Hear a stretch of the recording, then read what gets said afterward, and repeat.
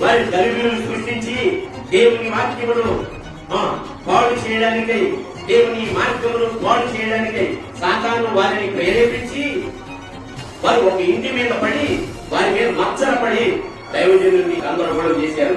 ఆ నమ్మిన విశ్వాసుల కుటుంబాలను కూడా పాడు చేశారు ఈ మచ్చరం ఉండే.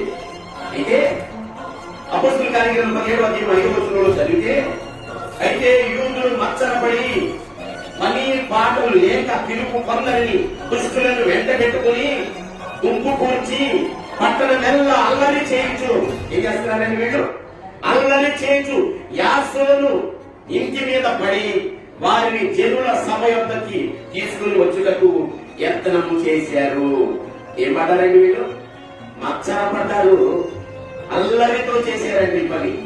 దేవుని వాక్యం తెలియపరుస్తుంది, ఈ పనులు జరిగించేవారు సాతాను సంబంధులు, లోక సంబంధులు.